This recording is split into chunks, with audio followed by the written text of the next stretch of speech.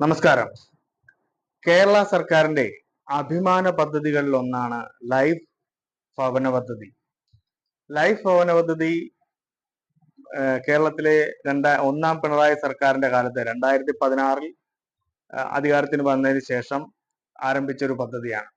ആ പദ്ധതി 2016 ശേഷം ഇങ്ങോട്ട് ഈ 2024 നിൽക്കുന്ന ഈ സമയത്തും ലൈഫ് ഭവന പദ്ധതിയുടെ പുരോഗമിച്ചുകൊണ്ടിരിക്കുന്ന വർക്കുകളാണ് എല്ലാ സ്ഥലത്തും കാണാൻ കഴിയുന്നത്. ഇതിന്റെ ഒരു പ്രത്യേകത എന്ന് പറയുന്നത്, ലൈഫ് ഭവന പദ്ധതിയിൽ നേരത്തെ ഉണ്ടായിരുന്നത്, അതായത് തുടക്കകാലത്ത് 2016 തുടക്കകാലത്ത് ഉത്തരവിറക്കിയിരുന്നത്, ലൈഫ് ഭവന പദ്ധതിയിൽ താമസിക്കുന്ന ഒരാൾക്ക് 10 വർഷങ്ങൾക്ക് ശേഷം മാത്രമേ ആ ഭവനം വിൽക്കുവാനോ കൈമാറുവാനോ പറ്റുകയുണ്ടായിരുന്നുള്ളൂ. എന്ന് പറഞ്ഞാൽ ഒരു ലൈഫ് ഭവന പദ്ധതി 10 വർഷത്തിന് ശേഷം മാത്രമേ ആ വീട് മാറുകയോ അല്ലെങ്കിൽ വീട് വിൽക്കുകയോ ചെയ്യാൻ പാടുന്ന ഒരു നിയമം പാസാക്കിയിരുന്നു. ആ നിയമം ഇപ്പോൾ ഈ 2024 സെപ്റ്റംബർ മാസം മാറ്റിയിരിക്കുകയാണ്. അത് പുതിയ ഉത്തരവ് പ്രകാരം 7 വർഷത്തേക്കാണ് അതിന്റെ കാലാവധി. ലൈഫ് ഭവന പദ്ധതിയിൽ 7 വർഷത്തിന് ശേഷം ആ വീട് വിൽക്കുകയോ അവിടുന്ന് മാറുകയോ ചെയ്യുന്നതിനുള്ള നിയമ തടസ്സം ഒഴിവാക്കിയിരിക്കുകയാണ്.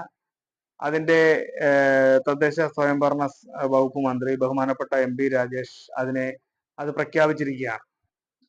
അപ്പോ ഈ വീട് വിൽക്കുന്നതുമായി ബന്ധപ്പെട്ട് അതിന്റെ തദ്ദേശ സ്വയംഭരണ സെക്രട്ടറിയുമായി അതിന്റെ മറ്റ് ആലോചനകൾ നടത്തിയിരിക്കുകയാണ്. മറ്റ് പേപ്പേഴ്സ് വർക്കെല്ലാം അത് കൊടുക്കുന്നതുമായി ബന്ധപ്പെട്ടിട്ടുള്ള ഒരു നിയമ തടസ്സവും ഇനി മുതൽ ഉണ്ടാവില്ല എന്ന് മന്ത്രി അറിയിച്ചിരിക്കുകയാണ്.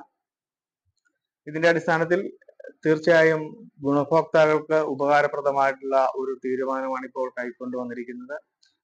ഈ ലൈഫ് ഭവന പദ്ധതിയിൽ മുഴുവൻ കാലത്തും ആ വീട്ടിൽ താമസിക്കുന്നതിനുള്ള, ചിലപ്പോൾ ജോലി സംബന്ധമായിട്ടുള്ള കാര്യങ്ങൾക്ക് വേണ്ടി മറ്റു സ്ഥലങ്ങളിലേക്ക് പോവുകയോ അല്ലെങ്കിൽ ആ നാട്ടിൽ നിന്ന് മറ്റൊരു സ്ഥലത്തേക്ക് ജോലി സംബന്ധമായിട്ടല്ല മറ്റു കാര്യങ്ങൾക്ക് വേണ്ടി വിട്ടു പോകുന്നതിന് വേണ്ടിയിട്ടോ ഒരു വ്യക്തിക്ക് ആ വീട് വിൽക്കുന്നതിന് 10 വർഷ കാലാവധിയായിരുന്നു നേരത്തെ ഉണ്ടായിരുന്നതെങ്കിൽ അത് 7 വർഷമായി ചുരുക്കിയിരിക്കുന്നത് ഗുണഭോക്താക്കൾക്ക് വളരെ ഉപകാരപ്രദമായിട്ടുള്ള ഒരു തീരുമാനമാണ്.